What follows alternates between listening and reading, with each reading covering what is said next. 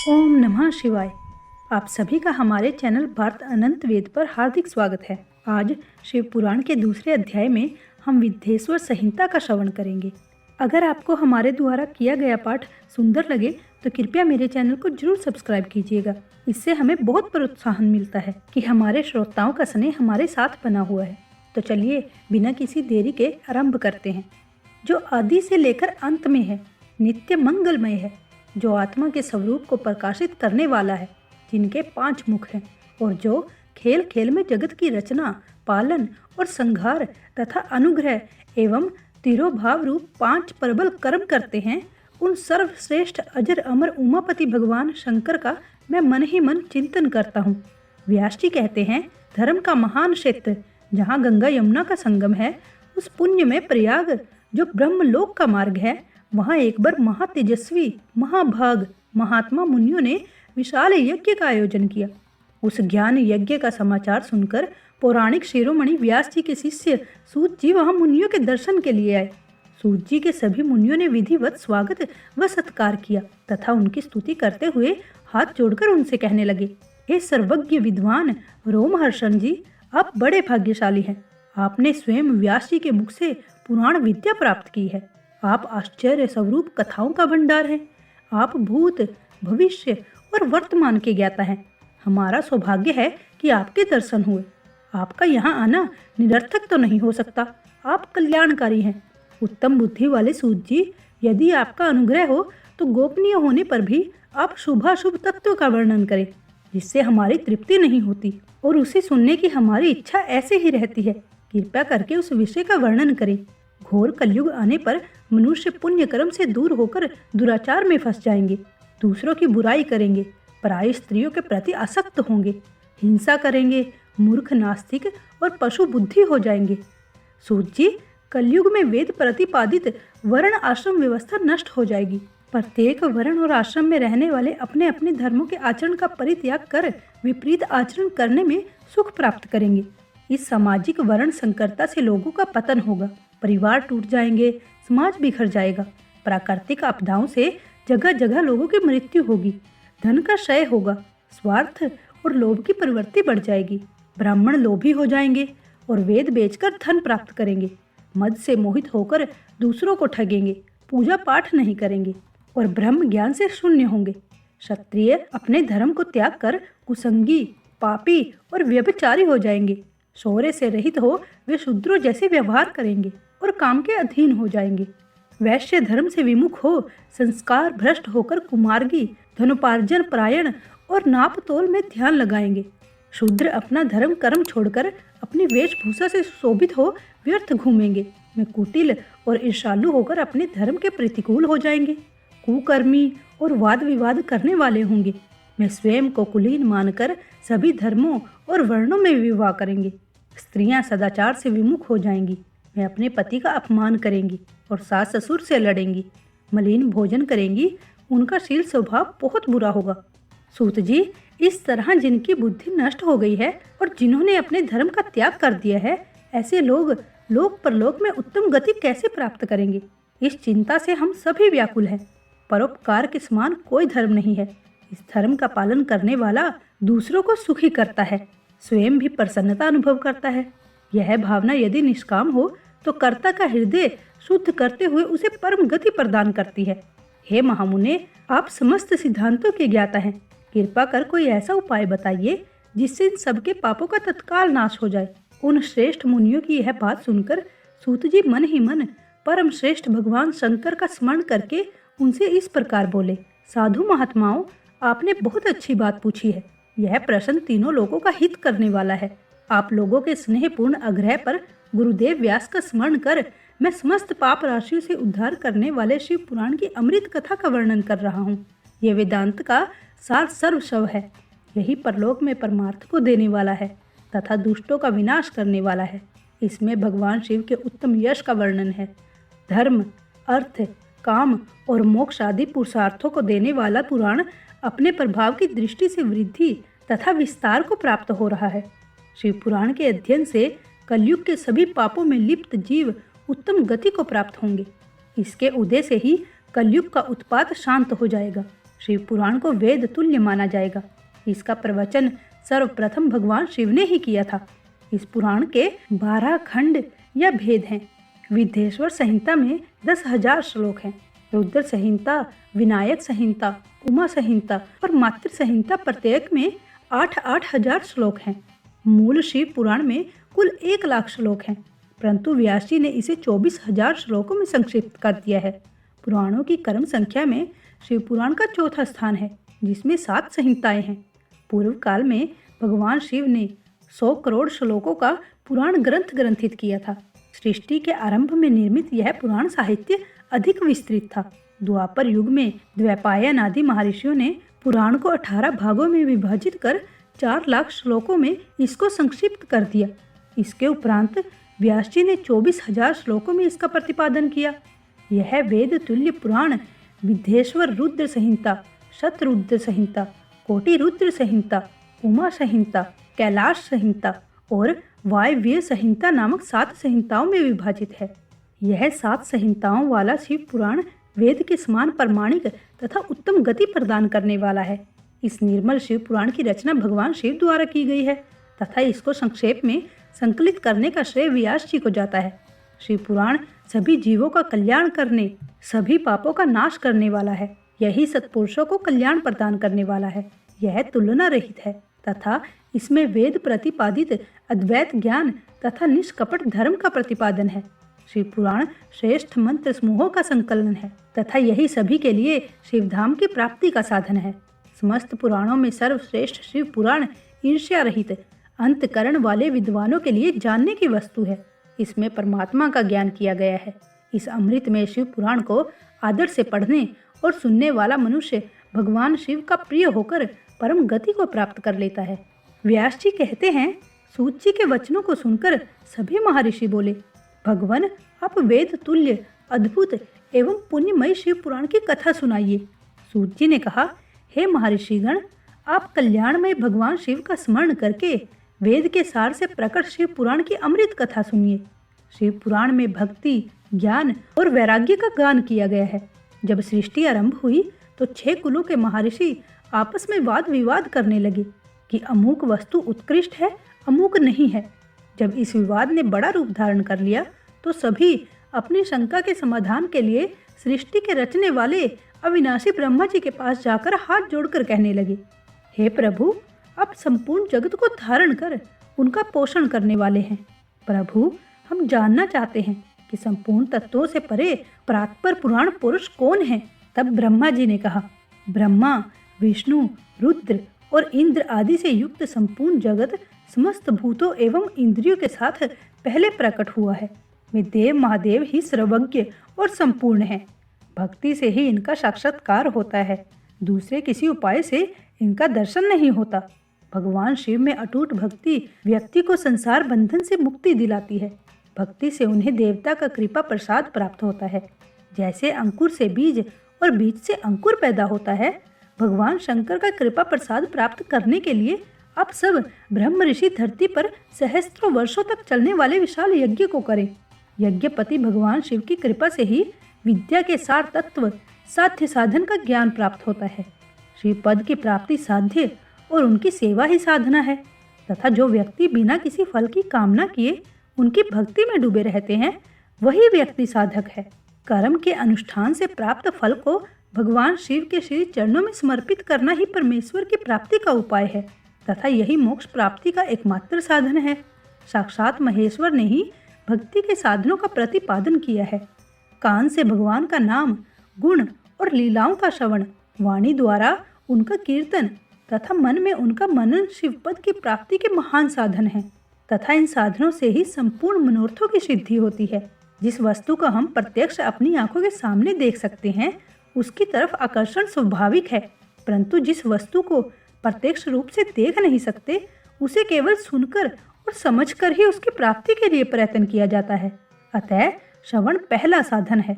श्रवण द्वारा ही गुरु मुख से तत्व को सुनकर श्रेष्ठ बुद्धि वाला विद्वान अन्य साधन कीर्तन और मनन की शक्ति व सिद्धि प्राप्त करने का यत्न करता है। जब हम किसी भी कथा का श्रवण कर रहे हों तो उस कथा को कभी भी बीच में छोड़ना नहीं चाहिए, इससे घोर पाप लगता है। भगवान शिव की पूजा, उनके नामों का जाप तथा उनके रूप गुण विलास के हृदय में निरंतर चिंतन को ही मनन कहा जाता है। महेश्वर की कृपा दृष्टि से उपलब्ध इन साधन को ही प्रमुख साधन कहा जाता है। सूत जी कहते हैं, हे मुनियों, इस साधन का महत्तम बताते समय मैं एक प्राचीन वृत्तांत का वर्णन करूंगा, जिसे आप ध्यान पूर्वक सुने। बहुत पहले की बात है।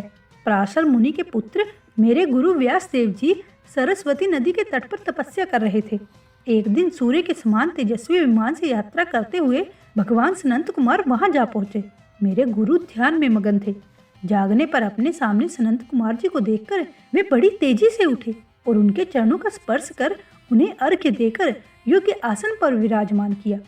प्रसन्न होकर सनंत कुमार जी गंभीर वाणी में बोले, मुनि, तुम सत्य का चिंतन करो। सत्य तत्व का चिंतन ही श्रेय प्राप्ति का मार्ग है। इसी से कल्याण का मार्ग प्रशस्त होता है। यही कल्याणकारी है। यह जब जीवन में आ जाता है तो सब सुंदर हो जाता है। सत्य का अर्थ है सदैव रहने वाला। इस काल का कोई प्रभाव नहीं पड़ता। यह सदा एक समान रहता है। सनंत कुमार जी ने महर्षि व्यास को आगे समझाते हुए कहा, महर्षि, सत्य पदार्थ भगवान शिव ही हैं। भगवान शंकर का श्रवण, कीर्तन और मनन ही उन्हें प्राप्त करने का सर्वश्रेष्ठ साधन है। पूर्व काल में मैं दूसरे अनेकों अनेक साधनों के भ्रम में पड़ा घूमता हुआ तपस्या करने मंदराचल पर जा पहुंचा।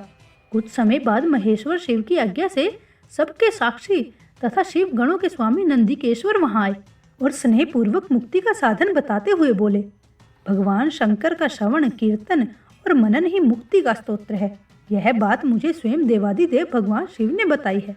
अतः तुम इन्हीं साधनों का अनुष्ठान करो। व्यास जी से ऐसा कहकर अनुगामियों सहित सनंत कुमार ब्रह्मधाम को चले गए। इस प्रकार इस उत्तम वृत्तांत का संक्षेप में मैंने तुमसे वर्णन किया है। ऋषि बोले, सूत जी, आपने श्रवण, कीर्तन और मनन को मुक्ति का उपाय बताया है, किंतु जो व्यक्ति इन तीनों साधनों में असमर्थ हो, वह व्यक्ति कैसे मुक्त हो सकता है? किस कर्म के द्वारा बिना यत्न के ही मोक्ष मिल सकता है? सूत जी कहते हैं, हे शौनक जी, श्रवण, कीर्तन और मनन जैसे साधनों को करना प्रत्येक के लिए सुगम नहीं है। इसके लिए योग्य गुरु और आचार्य चाहिए। गुरु मुख से सुनी गई वाणी मन की शंकाओं को दग्ध करती है। गुरु मुख से सुने हुए शिव तत्व द्वारा शिव के रूप, स्वरूप के दर्शन और गुणानुवाद में रसानुभूति होती है। तभी भक्त कीर्तन कर पाता है। यदि ऐसा कर पाना संभव न हो तो मोक्षार्थी को चाहिए कि वह भगवान शंकर के लिंग एवं मूर्ति की स्थापना करके रोज उनकी पूजा करे। इसे अपनाकर वह इस संसार सागर से पार हो सकता है। संसार सागर से पार होने के लिए इस तरह की पूजा आसानी से भक्ति पूर्वक की जा सकती है। अपनी शक्ति एवं सामर्थ्य के अनुसार धनराशि से शिवलिंग या शिव मूर्ति स्थापना कर भक्ति भाव से उनकी पूजा करनी चाहिए। मंडप, गोपर, तीर्थ, मठ एवं क्षेत्र की स्थापना कर उत्सव का आयोजन करना चाहिए तथा पुष्प, धूप, वस्त्र, गंध, दीप तथा पुआ और तरह तरह के भोजन नैवेद्य के रूप में अर्पित करने चाहिए। श्री शिव जी ब्रह्म रूप और निष्कल अर्थात कला रहित भी हैं और कला सहित भी हैं। व्यक्ति इन दोनों स्वरूपों की पूजा करते हैं। शंकर जी को ही ब्रह्म पदवी भी प्राप्त है। कलापूर्ण भगवान शिव की मूर्ति पूजा भी व्यक्ति द्वारा की जाती है और वेदों ने भी इस तरह की पूजा की आज्ञा प्रदान की है। सनंत कुमार जी ने पूछा, हे नंदिकेश्वर, पूर्व काल में उत्पन्न हुए लिंग बेर अर्थात मूर्ति की उत्पत्ति के संबंध में आप हमें विस्तार में बताइए। नंदिकेश्वर ने बताया, हे मुने, प्राचीन काल में एक बार ब्रह्मा और विष्णु के मध्य युद्ध हुआ तो उनके बीच स्तंभ रूप में शिवजी प्रकट हो गए। इस प्रकार उन्होंने पृथ्वी लोक का संरक्षण किया। उसी दिन से महादेव जी के शिवलिंग के साथ साथ मूर्ति पूजन भी जगत में प्रचलित हो गया। अन्य देवताओं की साकार अर्थात मूर्ति पूजा होने लगी, जो कि अभीष्ट फल प्रदान करने वाली थी, परंतु शिवजी के लिंग और मूर्ति दोनों रूप में ही पूजनीय है। नंदिकेश्वर बोले, पूर्व काल में श्री विष्णु अपनी पत्नी श्री लक्ष्मी जी के साथ शेष शैया पर शयन कर रहे थे। तब एक बार ब्रह्मा जी वहां पहुंचे और विष्णु जी को पुत्र कहकर पुकारने लगे कि पुत्र उठो, मैं तुम्हारा ईश्वर तुम्हारे सामने खड़ा हूँ। यह सुनकर विष्णु जी को क्रोध आ गया। फिर भी वह शांत रहते हुए बोले, पुत्र, तुम्हारा कल्याण हो, कहो अपने पिता के पास कैसे आना हुआ। इस प्रकार की बातों से दोनों में विवाद होने लगा। तब वे दोनों अपने को प्रभु कहते कहते एक दूसरे का वध करने को तैयार हो गए। उनके भयंकर युद्ध से देवताओं में हलचल मच गई और वे घबराकर त्रिशूलधारी भगवान शिव के पास गए और उन्हें सारी व्यथा सुना दी। भगवान शिव अपनी सभा में उमा देवी सहित सिंहासन पर विराजमान थे और मंद मंद मुस्कुरा रहे थे। देवताओं के आग्रह पे शिव भगवान युद्ध को शांत करने के लिए महाअग्नि के तुल्य एक स्तंभ रूप में ब्रह्मा और विष्णु के मध्य खड़े हो गए। महाअग्नि के प्रकट होते ही दोनों के अस्त्र स्वयं ही शांत हो गए। अस्त्रों के शांत होते देखकर ब्रह्मा और विष्णु दोनों कहने लगे कि इस अग्नि स्वरूप स्तंभ के बारे में हमें जानकारी करनी चाहिए। दोनों ने उसकी परीक्षा लेने का निर्णय किया। भगवान विष्णु ने शुक्र रूप धारण किया और उसको देखने के लिए नीचे धरती में चले गए। ब्रह्मा जी हंस का रूप धारण करके ऊपर की ओर चले गए। पाताल में बहुत नीचे जाने पर भी विष्णु जी को स्तंभ का अंत नहीं मिला, अतः वे वापस चले आए। ब्रह्मा जी ने आकाश में जाकर केतकी का फूल देखा। वे उस फूल को लेकर विष्णु जी के पास गए। विष्णु जी ने उनके चरण पकड़ लिए। ब्रह्मा जी के छल को देखकर भगवान शिव प्रकट हुए। विष्णु जी की महानता से शिव भगवान प्रसन्न होकर बोले, हे विष्णु जी, आप सत्य बोलते हैं, अतः मैं आपको अपनी समानता का अधिकार देता हूँ। महादेव जी ब्रह्मा जी के छल पर अत्यंत क्रोधित हुए। उन्होंने अपने त्रिनेत्र से भैरव को प्रकट किया और उन्हें आज्ञा दी कि वह तलवार से ब्रह्मा जी को दंड दे। आज्ञा पाते ही भैरव ने ब्रह्मा जी का 5वां सर काट दिया। ब्रह्मा जी डर के मारे कांपने लगे। उन्होंने भैरव के चरण पकड़ लिए और क्षमा मांगने लगे।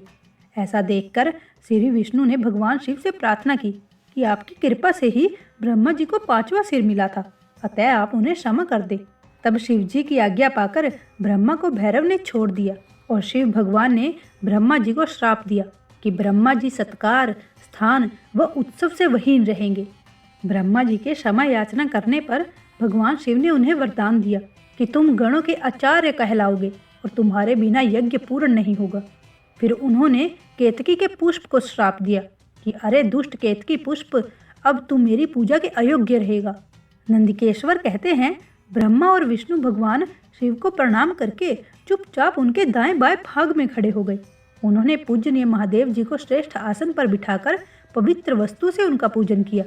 दीर्घ काल तक स्थिर रहने वाली वस्तुओं को पुष्प वस्तु तथा अल्प काल तक टिकने वाली वस्तुओं को प्राकृत वस्तु कहते हैं। हार, नूपुर, कियूर, किरीट, मणिमय कुंडल, यज्ञोपवीत, उत्तरी वस्त्र, पुष्पमाला, रेशमी वस्त्र, हार, मुद्रिका, जिनका वैभव वाणी और मन की पहुंच से परे था, जो केवल परमात्मा के योग्य थे, उनसे ब्रह्मा और विष्णु ने अपने स्वामी महेश्वर का पूजन किया। इससे प्रसन्न होकर भगवान शिव ने दोनों देवताओं से मुस्कुरा कर कहा, पुत्रों, आज तुम्हारे द्वारा की गई पूजा से मैं बहुत प्रसन्न हूँ। इसी कारण यह दिन परम पवित्र और महान होगा। यह तिथि शिवरात्रि के नाम से प्रसिद्ध होगी और मुझे परम प्रिय होगी। इस दिन जो व्यक्ति मेरे शिवलिंग अर्थात निराकार रूप की या मेरी मूर्ति अर्थात साकार रूप की दिन रात निराहार रहकर अपनी शक्ति के अनुसार निश्चल भाव से यथोचित पूजा करेगा, वह मेरा परम प्रिय भक्त होगा। पूरे वर्ष भर निरंतर मेरी पूजा करने पर जो फल मिलता है, वह फल शिवरात्रि को मेरा पूजन करके व्यक्ति तत्काल प्राप्त कर लेता है। जैसे पूर्ण चंद्रमा का उदय समुद्र की वृद्धि का अवसर है, उसी प्रकार शिवरात्रि की तिथि मेरे धर्म की वृद्धि का समय है। इस तिथि को मेरी स्थापना का मंगलमय उत्सव होना चाहिए। जो व्यक्ति पार्वती सहित मेरा दर्शन करेगा अथवा मेरी मूर्ति या शिवलिंग की झांकी निकालेगा, वह मेरे लिए कार्तिकेय से भी अधिक प्रिय होगा। इस शुभ दिन पर मेरे दर्शन मात्र से पूरा फल प्राप्त होता है। यदि दर्शन के साथ मेरा पूजन भी किया जाए तो इतना अधिक फल प्राप्त होता है कि वाणी द्वारा उसका वर्णन नहीं किया जा सकता। शिवलिंग रूप में प्रकट होकर मैं बहुत बड़ा हो गया था, अतः शिवलिंग के कारण यह भूतल लिंग स्थान के नाम से प्रसिद्ध होगा। जगत के लोग इसका दर्शन और पूजन कर सकेंगे। इसके लिए यह अनादि और अनंत ज्योति स्तंभ अथवा ज्योतिर्मय लिंग अत्यंत छोटा हो जाएगा। मेरे 2 रूप हैं, साकार और निराकार। पहले मैं स्तंभ रूप में प्रकट हुआ, फिर अपने साक्षात रूप में। ब्रह्म भाव मेरा निराकार रूप है तथा महेश्वर भाव मेरा साक्षात रूप है। ये दोनों ही मेरे सिद्ध रूप हैं। मैं ही पर ब्रह्म परमात्मा हूँ। जीवों पर अनुग्रह करना मेरा कार्य है। मैं जगत की वृद्धि करने वाला होने के कारण ब्रह्म कहलाता हूँ। सर्वत्र स्थित होने के कारण मैं ही सबकी आत्मा हूँ। सर्ग से लेकर अनुग्रह तक जो जगत संबंधी 5 कृत्य हैं वे सदा ही मेरे ही हैं। मूर्ति की स्थापना, शिवलिंग की उपेक्षा गौण है। यह उन भक्तों के लिए है जो शिव तत्व के अनुशीलन में सक्षम नहीं है। ब्रह्मा और विष्णु जी ने पूछा, प्रभु सृष्टि आदि 5 कृत्यों के लक्षण क्या हैं? यह हम दोनों को बताइए। भगवान शिव तब बोले, मेरे कर्तव्यों को समझना अत्यंत गहन है, तथापि मैं कृपा पूर्वक तुम्हें बता रहा हूँ। सृष्टि, पालन, संहार, तिरोभाव और अनुग्रह मेरे जगत संबंधी 5 कार्य हैं जो नित्य सिद्ध हैं। संसार की रचना का आरंभ सृष्टि कहलाता है। मुझसे पालित होकर सृष्टि का सुस्थिर रहना उसका पालन है। उसका विनाश ही संहार है। प्राणों के उत्क्रमण को तिरुभाव कहते हैं। इन सब से छुटकारा मिल जाना ही मेरा अनुग्रह अर्थात मोक्ष है। ये मेरे 5 कृत्य हैं। सृष्टि आदि 4 कृत्य संसार का विस्तार करने वाले हैं। 5वां कृत्य मोक्ष का है। मेरे भक्तजन इन 5 कृत्यों को 5 भूतों में देखते हैं। सृष्टि धरती पर, स्थिति जल में, संहार अग्नि में, तिरोभाव वायु में और अनुग्रह आकाश में स्थित है। पृथ्वी से सबकी सृष्टि होती है, जल से वृद्धि होती है, आग सबको जला देती है, वायु एक स्थान से दूसरे स्थान ले जाती है और आकाश सबको अनुग्रहित कर देता है। इन 5 कृत्यों का भार वहन करने के लिए ही मेरे 5 मुख हैं। चारों दिशाओं से 4 मुख और इनके बीच में 5वां मुख। पुत्रों, तुम दोनों ने मुझे तपस्या से प्रसन्न कर सृष्टि और पालन 2 कार्य प्राप्त किए हैं। इसी प्रकार मेरी विभूति स्वरूप रुद्र और महेश्वर ने संहार और तिरुभाव कार्य मुझसे प्राप्त किए हैं, परंतु मोक्ष मैं स्वयं प्रदान करता हूँ। मैंने पूर्व काल में अपने स्वरूप भूत मंत्र का उपदेश दिया है, जो ओंकार रूप में प्रसिद्ध है। यह मंगलकारी मंत्र सर्वप्रथम मेरे मुख से ओंकार प्रकट हुआ, जो मेरे स्वरूप का बोध कराता है। इसका स्मरण निरंतर करने से मेरा ही सदा स्मरण होता है। मेरे उत्तरवर्ती मुख से अकार का, पश्चिम मुख से उकार का, दक्षिण मुख से मकार का, पूर्ववर्ती मुख से बिंदु का तथा मध्यवर्ती मुख से नाद का प्रकटीकरण हुआ है। इस प्रकार इन 5 अवयवों से ओकार का विस्तार हुआ है। इन 5 अवयवों के एकाकार होने पर प्रणव ओम नामक अक्षर उत्पन्न हुआ। जगत में उत्पन्न सभी स्त्री पुरुष इस प्रणव मंत्र में व्यापक हैं। यह मंत्र शिव शक्ति दोनों का बोधक है। इसी से पंचाक्षर मंत्र ओम नमः शिवाय की उत्पत्ति हुई। यह मेरे साकार रूप का बोधक है। इस पंचाक्षर मंत्र से मात्र का वर्णन प्रकट हुए, जो 5 भेद वाले हैं। इस मंत्र से भोग और मोक्ष दोनों प्राप्त होते हैं। नंदिकेश्वर कहते हैं, जगदम्बा उमा गौरी पार्वती के साथ बैठे महादेव ने उत्तरवर्ती मुख बैठे ब्रह्मा और विष्णु को पर्दा करने वाले वस्त्र से आच्छादित कर उनके मस्तक पर अपना हाथ रखकर धीरे धीरे उच्चारण कर उन्हें उत्तम मंत्र का उपदेश दिया। 3 बार मंत्र का उच्चारण करके भगवान शिव ने उन्हें शिष्य के रूप में दीक्षा दी।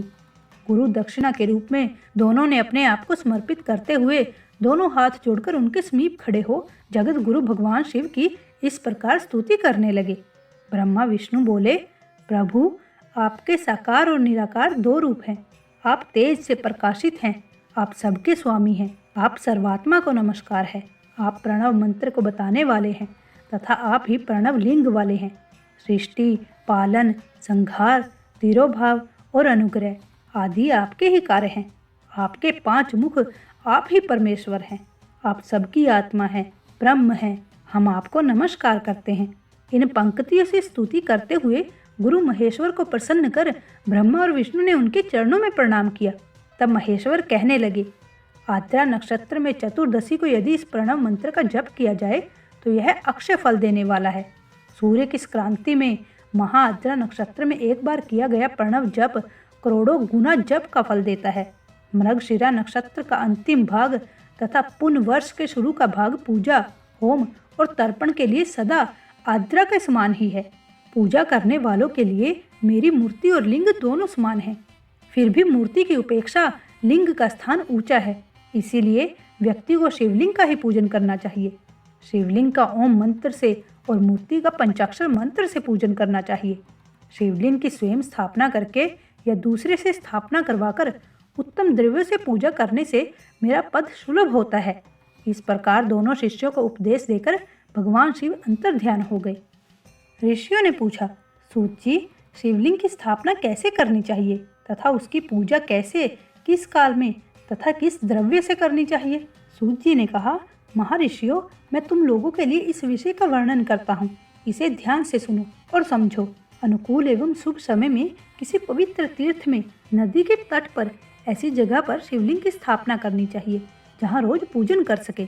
पार्थिव द्रव्य से, जलमय द्रव्य से अथवा तेजस द्रव्य से पूजन करने से उपासक को पूजन का पूरा फल प्राप्त होता है। शुभ लक्षणों में पूजा करने पर यह तुरंत फल देने वाला है। जल प्रतिष्ठा के लिए छोटा शिवलिंग श्रेष्ठ माना जाता है। अचल प्रतिष्ठा हेतु बड़ा शिवलिंग अच्छा रहता है। शिवलिंग की पीठ सहित स्थापना करनी चाहिए। शिवलिंग की पीठ गोल, चौकोर, त्रिकोण अथवा खाट के पाए की भांति ऊपर नीचे मोटा और बीच में पतला होना चाहिए। ऐसा लिंग पीठ महान फल देने वाला होता है। पहले मिट्टी अथवा लोह से शिवलिंग का निर्माण करना चाहिए।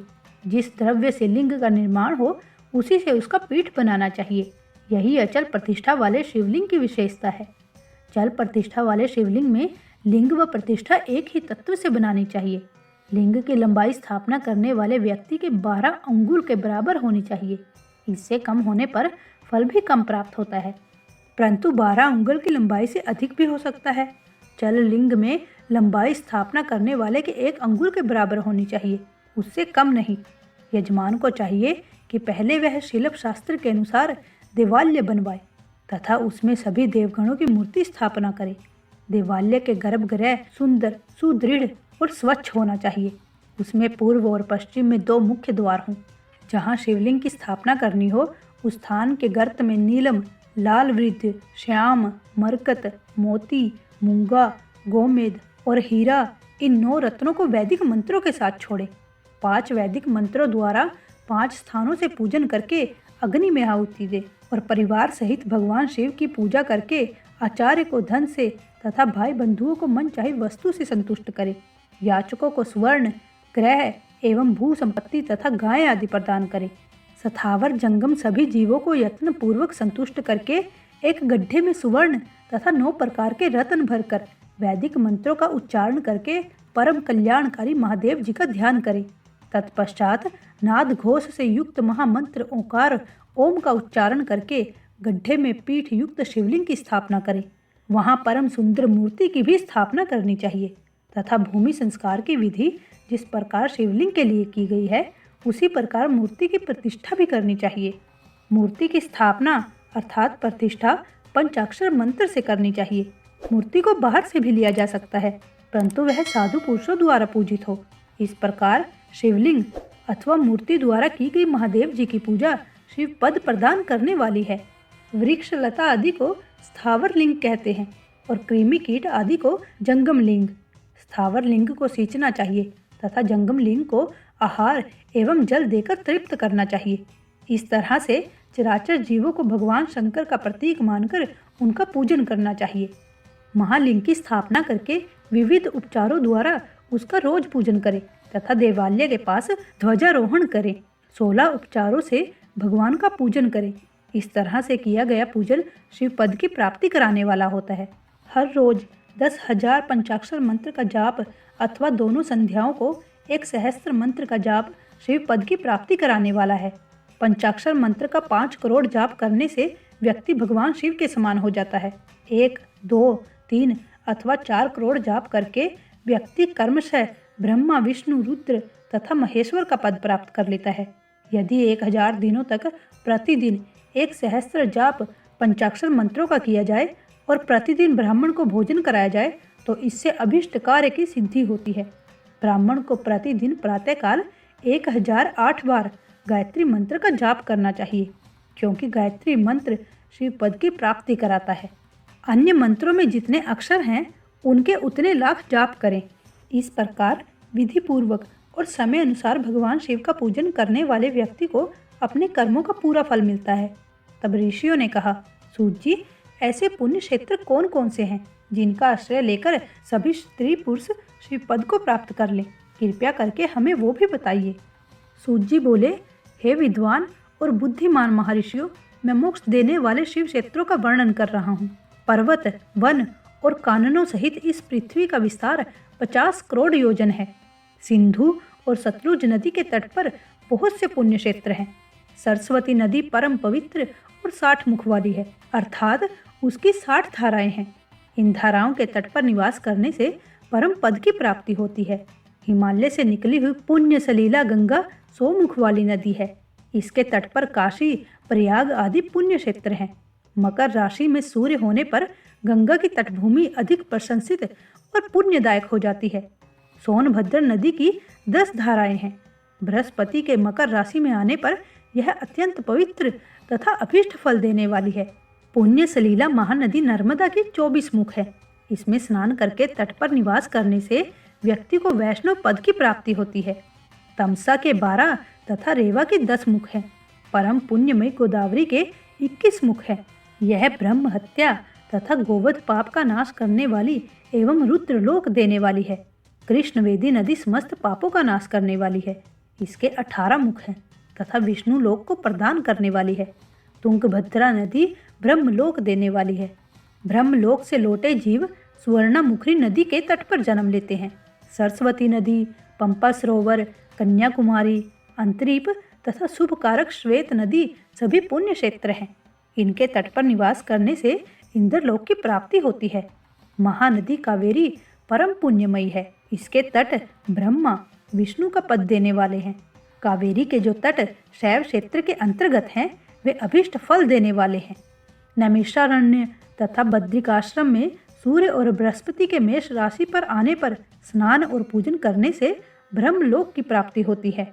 सिंधु नदी में किया स्नान तथा केदार तीर्थ के जल का पान एवं स्नान ज्ञानदायक माना जाता है।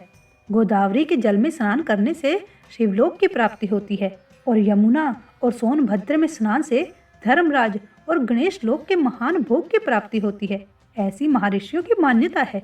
माघ मास में गंगा जी में किया गया स्नान शिवलोक प्रदान करने वाला होता है। शिवलोक के पश्चात ब्रह्मा और विष्णु के स्थानों में सुख भोग कर अंत में व्यक्ति को ज्ञान की प्राप्ति होती है। ताम्रपर्णी और वेदवती नदियां ब्रह्मलोक की प्राप्ति रूप फल देने वाली हैं। इनके तट पर स्वर्गदायक क्षेत्र हैं। हे ब्राह्मणों, ये सभी तट बहुत ही पुण्य देने वाले हैं।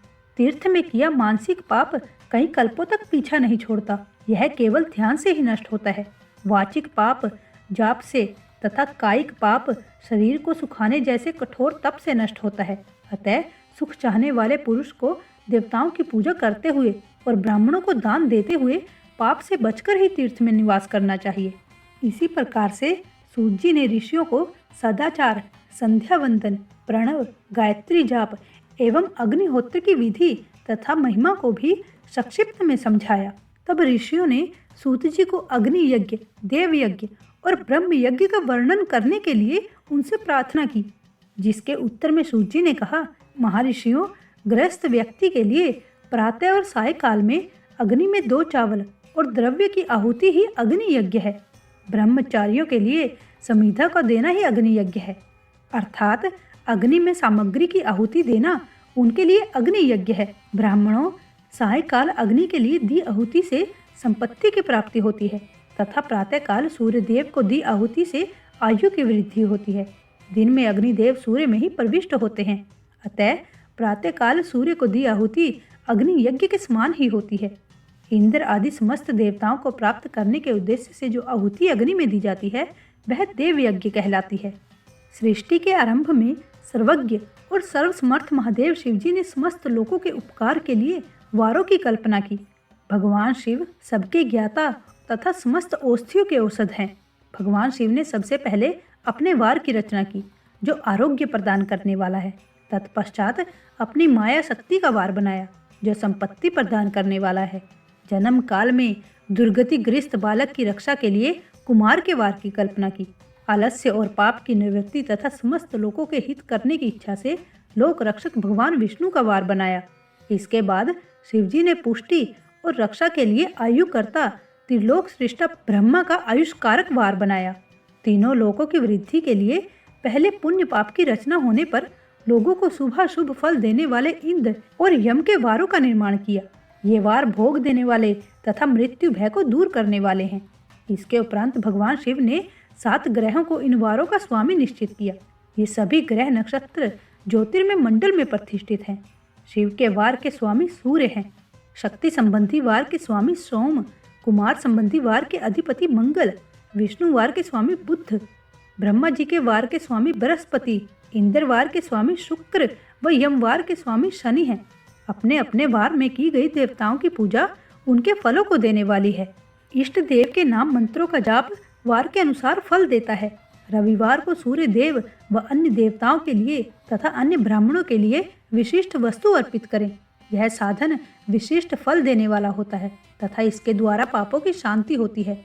सोमवार को संपत्ति व लक्ष्मी की प्राप्ति के लिए लक्ष्मी की पूजा करें तथा पत्नी के साथ ब्राह्मणों को घी में पका अन्न भोजन कराएं।